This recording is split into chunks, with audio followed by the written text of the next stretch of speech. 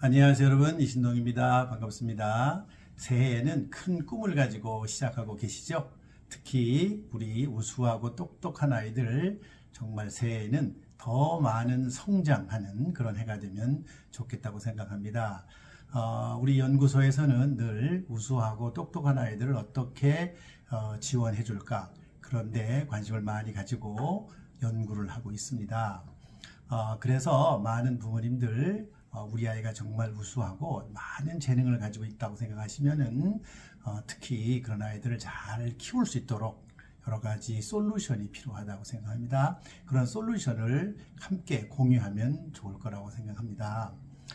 오늘은 제가 이런 말씀을 들어보려고 합니다.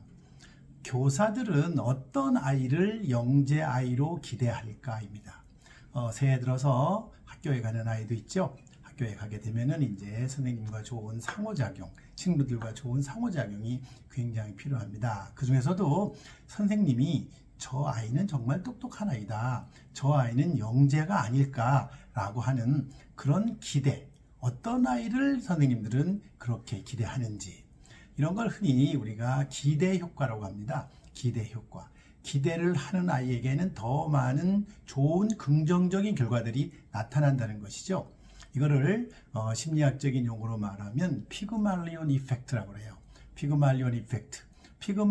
피그말리온 이펙트 효과가 아이들에게 나타나는 것이 굉장히 필요한데, 이런 피그말리온 이펙트 효과가 정말 필요하거든요. 실제로 선생님들에게서 교실 속에서 많이 나타나요. 그래서 이런 것들을 우리 부모님들은 유념해 줄 필요가 있다는 것이죠. 특히 우수한 아이들이 학교에 가서 적응하게 되면은 이 적응하는 과정에 여러 가지 복잡한 일이 있지만 그 중에 선생님이 저 아이는 정말 똑똑하고 유능하다라고 생각을 하게 하는 그런 기준이 뭔가 하는 겁니다. 그런 얘기를 오늘 해보려고 합니다. 그래서 제가 오늘 한 3가지로 압축을 해서 말씀을 드려보려고 합니다.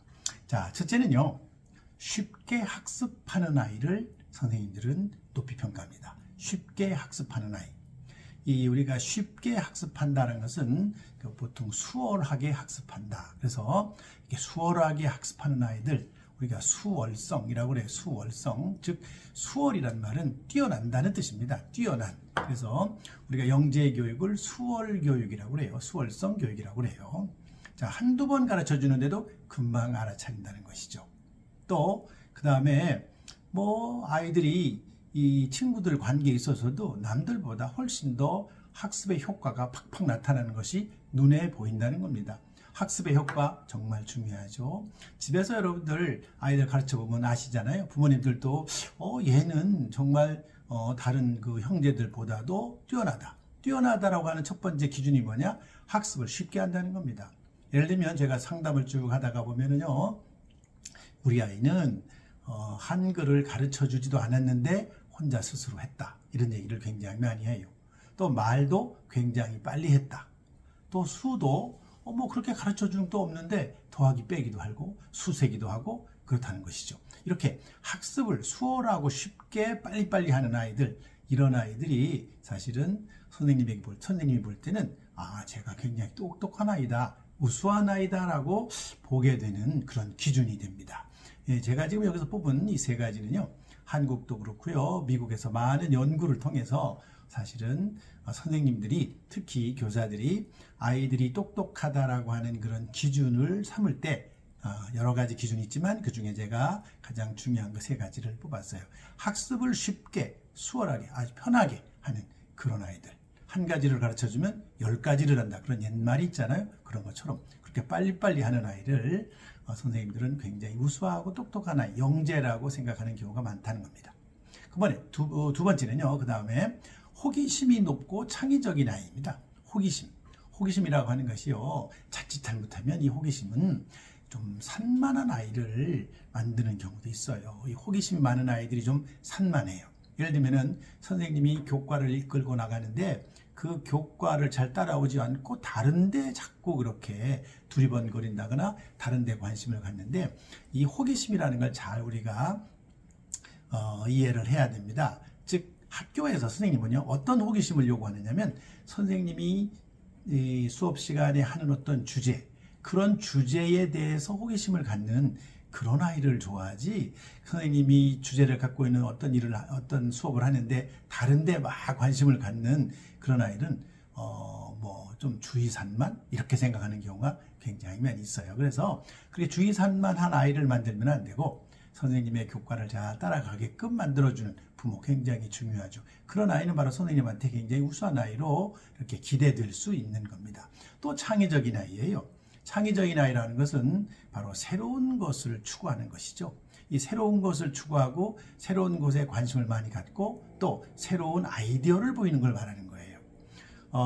교과 수업을 하거나 선생님의 그 수업 과정 속에서 새로운 아이디어를 내놓는 것, 이것이 굉장히 중요합니다. 이런 새로운 아이디어를 내놓는 아이들, 이런 아이들을 선생님들은 굉장히 우수한 아이다, 굉장히 똑똑한 아이다라고 기대를 하게 돼요. 그래서 남들과 다른 생각, 그리고 남들과 독특한 생각, 이런 것들, 그 다음에 또 뭐 호기심, 이 호기심이라고 하는 것은 사실 굉장히 오해를 하시면 안 돼요. 산만한 게 호기심이 아니에요. 그 아이가 관심을 갖는데 어떤 주제에 관해서 더 깊은 관심을 갖는 것, 이런 것을 선생님들은 굉장히 좋아하고 그런 것이 필요합니다.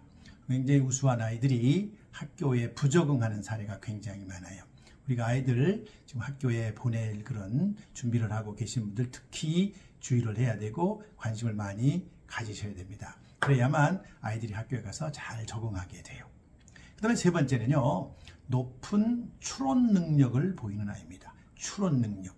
이 추론이란 말은 조금은 어려운 말인데요. 이 추론이란 말은 이런 겁니다.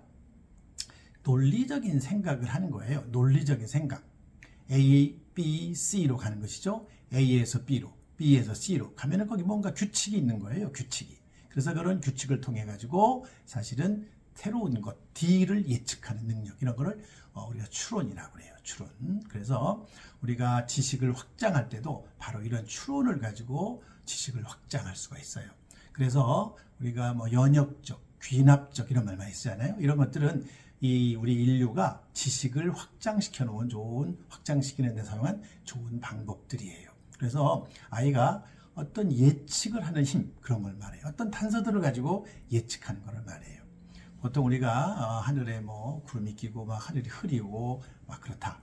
그러면 뭐가 다음에 벌어질지에 관해서 아이들이 알게끔 하는 것이 필요해요. 그래서 부모님들은 늘 그런 날씨 같은 것도 보고 그 다음에 무슨 일이 일어날 것인지에 관해서 아이들하고 대화를 해보는 게 좋아요. 그냥 무조건 오늘 비 올 거야? 우산 가지고 가야지? 이렇게 얘기할 게 아니라 비가 오면 어떤 일이 벌어지지? 아니면 뭐 구름이 끼면 어떤 일이 벌어지지? 이런 것들 그 다음에 그 아이가 어떤 예측을 하거나 준비를 할 수 있는 그런 기회를 만들어주는 것이 부모님들의 역할이에요. 그런 걸 잘하는 아이가 바로 학교에서는 선생님이 볼 때 굉장히 똑똑한 아이다, 우수한 아이다라고 이렇게 기대가 된다, 그 말씀이에요. 제가 오늘 이 세 가지 말씀을 드렸는데요. 이 세 가지를 간략하게 정리를 해보면은, 첫째는 쉽게 학습을 하는 아이를 선생님들은 우수한 영재로 기대를 한다는 것이죠. 그 다음에 두 번째는요, 호기심이 높고 창의적인 아이. 호기심이라고 하는 것도 우리가 오해하시면 안 돼요. 그냥 막 산만하게 아무거나 막 관심을 갖는 것처럼 보이는 아이, 이런 것들은 선생님들이 쓱 좋아하지 않아요. 부모님들도 그렇잖아요. 그런데 어떤 주제를 주고 그 주제에 관해서 아이가 호기심을 가지고 깊이 있게 파고든다든지 이런 것들은 굉장히 좋죠. 또 창의도 마찬가지예요. 엉뚱한 소리만 하는 게 창의적인 게 아니라 독특한 아이디어를 많이 내는 그런 사람을 창의적이라고 그러죠. 그 다음에 세 번째는요, 높은 추론 능력을 보이는 그런 아이.